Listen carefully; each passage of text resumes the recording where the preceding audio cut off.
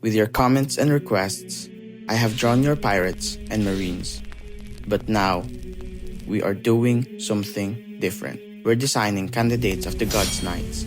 They call themselves the Seven Holy Sins.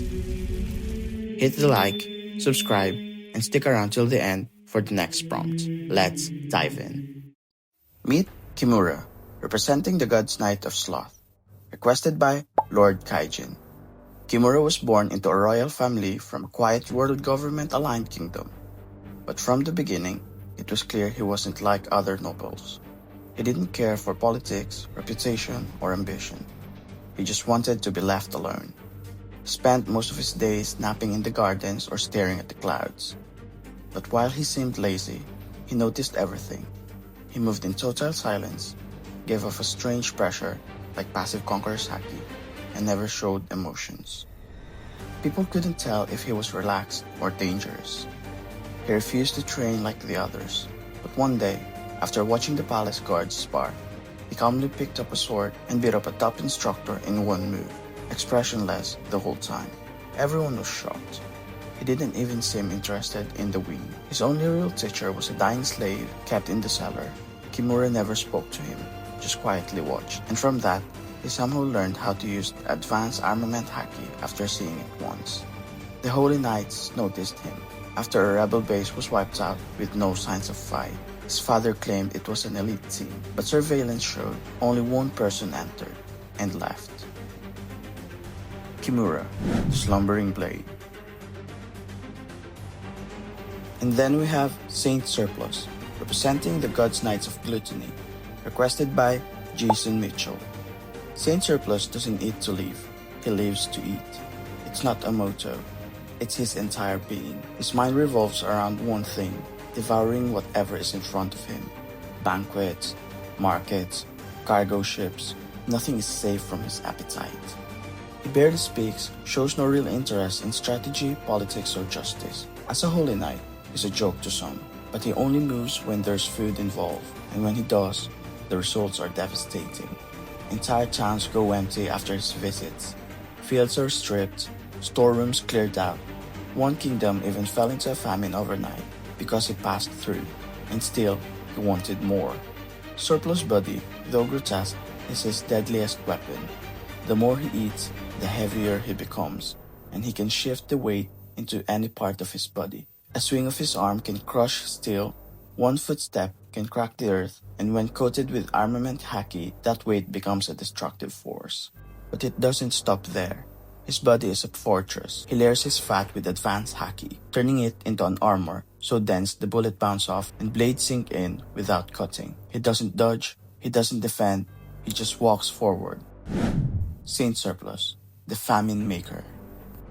Now we got Casal, representing the God's Knights of Envy, requested by the underrated YouTuber.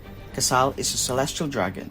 As a child, during a rare visit to the Blue Sea, her ship was attacked by pirates, leaving her with a deep disfiguring scar across her face.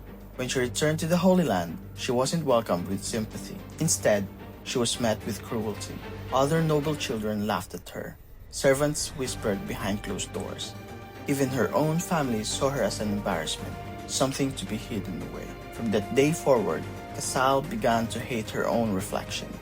But more than that, she began to hate anyone who still had what she lost, beauty. That hatred slowly turned into envy, and envy turned into obsession. Eventually, she consumed the human fruit model Hecaton Kairos, a mythical zone that transformed her into something monstrous. With each person she kills, she can take on their appearance, their beauty becomes hers, and each time she takes a new face, her power increases.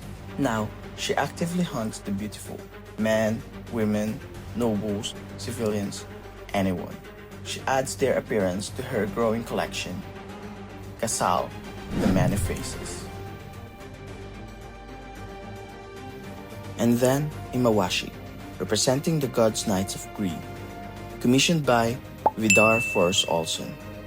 Immawashi was born into royalty. His father was praised by the world, a noble figure in public, but a monster in private, abusive, controlling, cruel. But Immawashi never flinched. The pain meant nothing to him. It was just another part of his daily routine. He felt empty, hollow, and in that void, a craving grew. Not for food, love, or praise, but for something he couldn't understand. One day, he left the palace behind, abandoned his title. He sailed the seas, chasing treasure, indulgence, and pleasure, trying to fill that emptiness, but nothing ever satisfied. Then, he found it, a mythical zone devil fruit, the Chimera fruit. It gave him the power to become a beast of many forms. Soon after, he was ambushed by hundreds of pirates, and for the first time in his life, he felt something, excitement. He ripped through them all, no hesitation, no survivors. Blood and silence were all that remained, and in that silence, he finally understood what he craved: power, the rush of it, the chaos, the control. Immawashi, the abomination. Next up is Saint Laru, representing the God's Knights of Sloth, requested by Mergay.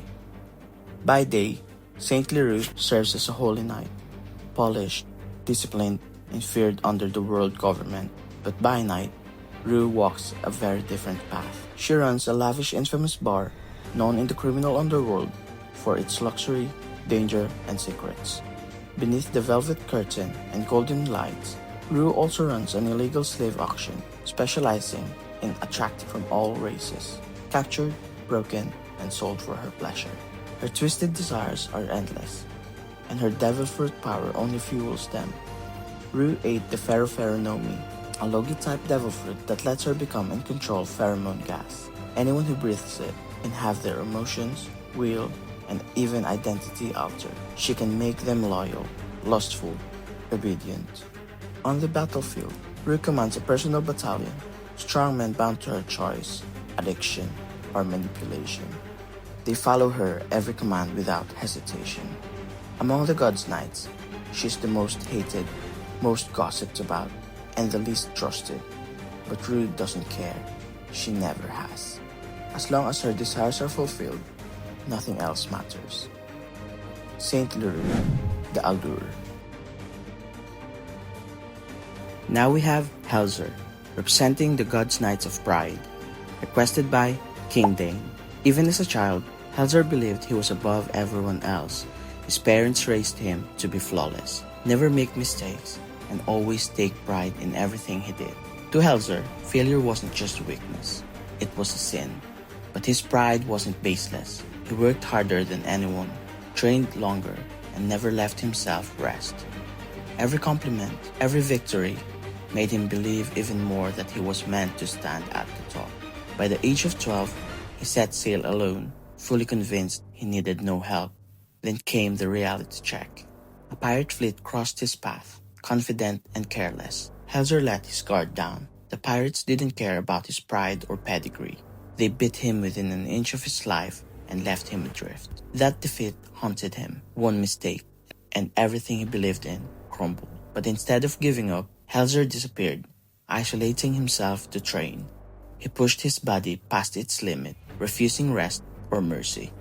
Over time, he awakened advanced observation Haki that never turns off. His spatial awareness became razor sharp. He wields a rifle and coats his bullet with armament Haki, allowing them to sense impact vibration and adjust mid-flight. Helzer, the Untouchable. And then we have Saint Abdan, representing the God's Knights of Wrath, requested by Leon. Saint Abdan was once an honorable knight, disciplined, focused, and completely devoted to absolute justice. From a young age, his rage burned hot. It was wild, dangerous, and nearly impossible to control. But everything changed when he met a wandering monk who taught him not to fight the anger, but to direct it. Over time, Abdan learned how to turn that fury into strength. He trained relentlessly and eventually mastered all three types of Haki. His armament Haki superhit his great sword, causing each swing to explode with molten power. His observation Haki lets him sense the flow of battle like a rhythm, letting him move perfectly with the chaos around him. And his Conqueror's Haki doesn't just knock people out, it finds the wicked, targeting only those with evil intent. But even with all that control, there's a limit. When Abdan loses himself to rage, nothing can stop him, not even allies. In that state, he becomes pure destruction. There's no tactics, no mercy, only carnage. Saint Abdan, the Warbringer. And now, I present to you the 7 Holy Saints. Next up is our 10th episode, and it's going to be special. I want you to create a Yonko pirate crew. 1 Emperor, right hand man, left hand man, and 4 commanders. Drop your character idea in the comments. See you in the next one. Peace out!